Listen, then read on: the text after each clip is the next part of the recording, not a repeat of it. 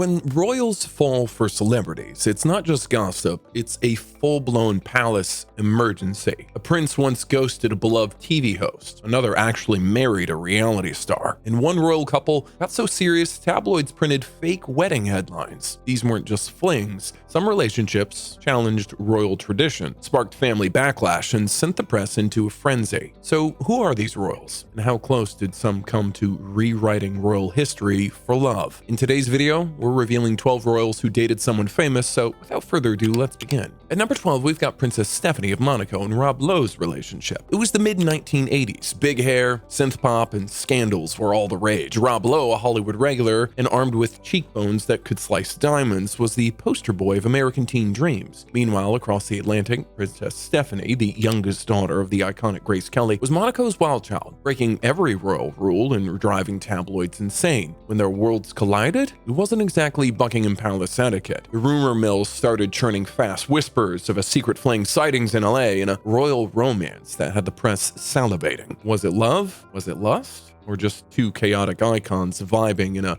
pre-Instagram era where drama couldn't be retweeted? Princess Stephanie of Monaco and Rob Lowe had a brief romantic relationship in 1986. They met through mutual connections and quickly hit it off, spending time together in Paris and even moving in together after Stephanie asked her then-boyfriend's belongings to be cleared from her apartment. However, their relationship ended quickly because Rob Lowe found Stephanie's jet-setting, party-heavy lifestyle incompatible with his own work-focused approach as an actor. Rob Lowe described their time together as, quote, really super fun, but ultimately felt it was time to move on once the initial excitement faded gradually. At number 11, we've got Prince Harry and Caroline Flack's relationship. It was 2009. Prince Harry, the ginger royal renegade, was fresh off the headlines and already proving that he wasn't your average heir to the throne. Enter Caroline Flack, witty, magnetic, and on the brink of becoming one of Britain's most beloved TV hosts. She gained widespread recognition as the host of ITV's Love Island from its 2015 relaunch, which won a BAFTA for the best reality and constructed factual show in 2018. The worlds couldn't have been more different, but they collided in a pure rom-com fashion.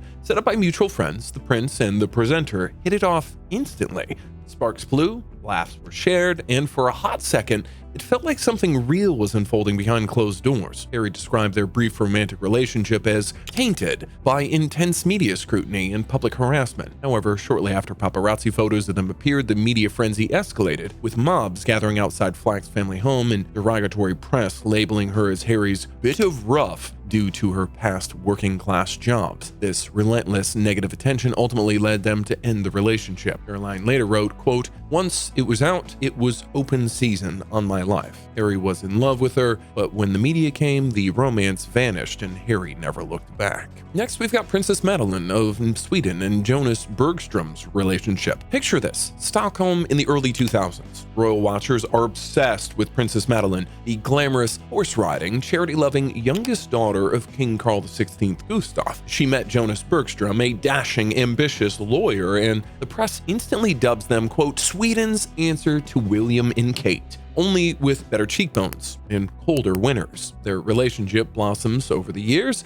looking picture perfect on the surface. Engagement announced. Wedding plans underway. The palace glowed with promise. Princess Meline of Sweden and Jonas Bergstrom began a long-term relationship around 2002, and they became engaged in 2009. The engagement was publicly announced at Sollenden Palace in the island of Åland, where they celebrated with their families at a private engagement dinner. Jonas was expected to become the Prince of Sweden and Duke of Hälsingland upon marriage. However, their wedding, initially planned for 2010, was postponed and eventually called off in April 2010 amid reports of Jonas's alleged infidelity with model and sportswoman Tora Upströmberg, who claimed to have a brief affair with him at an exclusive ski resort. As the news broke, Princess Meline left Sweden to escape media scrutiny. She moved to New York City and began working for the World Childhood Foundation, an organization co-founded by her mother. And just when you thought royal dating couldn't get any messier, wait until you see which prince fell for a famous entrepreneur known for breaking hearts. At number 9, we've got Count Nikolai of Montpezat and Benedicta Thorpstrup's relationship. In a world where royal love stories usually involve velvet drama and paparazzi chaos, Count Nikolai of Montpezat and Benedicta chose something different, a soft launch love hidden behind textbooks and Fashion Week. It started at Copenhagen Business School. Yes, seriously, like a Netflix rom-com waiting to be greenlit. He was the grandson of Queen Margaret II, straddling the line between royal duty and runway dreams. She was poised, brilliant, and already building a sustainable name. She is a Danish heiress, an entrepreneur known for sustainable silk accessory brand, Venezuela, which produces hairpieces, silk bands, and hand-sewn bags with a focus on eco-conscious luxury. What began as whispers in lecture halls soon turned into public appearances, subtle handholds, sun-drenched vacations, and elegant matching fits that screamed, "We're rich but relatable." Unlike most royal romances, theirs didn't explode in scandals or headlines. It simmered, graceful, mature, and rare. And when the cameras catch them, you might ask, it felt more like a lifestyle brand ad than a royal affair. They have been in a relationship since around 2018, meeting as students at Copenhagen Business School. On the other hand, Count Nikolai has built a public career as a model for brands like Dior and Burberry and is pursuing business studies alongside Benedicta. Next, we've got Princess Eugene and Hugo Taylor's relationship. Before Hugo Taylor was made in Chelsea royalty, and way before he married Spencer Matthews' sister, he allegedly had a moment with a real royal, Princess Eugene. Yep, one was born into a palace, the other into a posh reality show. And for one fleeting moment, their worlds collided in pure British scandal light. It was the late 2000s when flip phones were still a thing, and the London elite partied like it was their job. Princess Eugene, the then fun-loving, down-to-earth Windsor with a wild streak just under the surface, was moving in some very trendy circles. Enter Hugo Taylor, tall, tanned, and tailor-made for London's social scene. Known for his charm, floppy hair, and the future stint on Made in Chelsea, Hugo was a tabloid regular before he even hit TV. Princess Eugene and Hugo Taylor reportedly had a short-lived fling, the kind of situation that burns fast and quietly like a scented candle in a blackout. No royal titles exchanged, no official photos, just whispers at nightclubs, side eyes from socialites, and one more story the palace probably hoped would stay buried in the chat group. They reportedly dated briefly back around 2008, and the relationship was relatively low profile compared to Eugene's later, more public romance with Jack Brooksbank. Nevertheless, it rocked the British elite. At number 7, we've got Prince Albert II of Monaco and Brooke Shields' relationship. In the glitzy haze of the early 1980s, the world was obsessed with Brooke Shields. She was barely out of high school, but already an international sensation thanks to the Blue Lagoon Calvin Klein jeans and a face you couldn't escape. Prince Albert II of Monaco, meanwhile, was living a bachelor life most men could only dream of: royal status, playboy reputation, and front row seats to every elite party on earth. Somewhere between the flashing bulbs and the velvet ropes, their paths crossed. Media caught wind fast. Rumors swirled of cozy dinners, beachside flirtations, and a vibe that had just enough chemistry to make everyone speculate. It wasn't a royal engagement, it wasn't even confirmed for years, but it was enough to get both Hollywood and Monaco whispering. Years later, Brooke casually dropped it like a fun fact in her memoir. "Yes, I dated Prince Albert. He was lovely, a gentleman." And just like that, the almost romance became part of pop culture's royal folklore, a glamour of what if floating somewhere between Malibu and Monte Carlo. They were rumored to have had a brief relationship in 1979, which sparked dating rumors after they were photographed at Monaco's celebrity tennis tournament. However, their relationship was brief and never became serious. But the most jaw-dropping couples are still coming: a Netflix heiress, a supermodel DJ, and a shaman, all linked to royalty. Next, we have Prince Carl Philip of Sweden and Sofia Hellqvist relationship. Once upon a time, but not too long ago, Prince Carl Philip, Sweden, the smoldering motor racing royal, was one of Europe's most eligible bachelors. Picture James Bond in a tux with Scandinavian manners and a tiara budget. Then came Sofia Hellqvist. She didn't arrive with a crown or a noble lineage, but something way more controversial: modeling credits and a stint on Paradise Hotel, Sweden's answer to reality TV chaos. The headlines practically wrote themselves. The royal court stiffened, the tabloids foamed at the mouth, but Carl Philip, he didn't flinch. What began as a highly scrutinized royal romance slowly, defiantly bloomed. Sofia swapped scandal for charity work, tabloid covers for royal engagements, and eventually reality TV for actual royalty. In 2015, the two said "I do" in a lavish Stockholm wedding that screamed, quote, "Watch us rewrite the rules." It wasn't just a royal marriage, it was a royal reset, a love story that proved even palaces can get progressive one tiara at a time. Their relationship began around 2010 when they met through mutual friends in Stockholm. Their romance quickly became public, attracting media attention, especially because of Sofia's unconventional past. They got engaged 27th of June 2014 and married the 13th of June in 2015, the Royal Chapel at Stockholm Palace. At number 5, we've got Prince Joachim of Denmark and Alexandra Manley's relationship. In the mid-1990s, while most royal families were clinging to traditions like pearls at gala, Denmark took a surprise left turn. Prince Joachim, second son of Queen Margaret II, known for his reserved nature and military discipline, wasn't exactly expected to shake up the monarchy. Then came Alexandra Christina Manley, born in Hong Kong, educated in Austria and Japan, fluent in multiple languages, and working in the corporate world. Alexandra wasn't royal. She wasn't European nobility. She wasn't even on the aristocracy's radar. But when their paths crossed in Hong Kong, something clicked fast. Their whirlwind romance stunned the Danish public and charmed the international press. In 1995,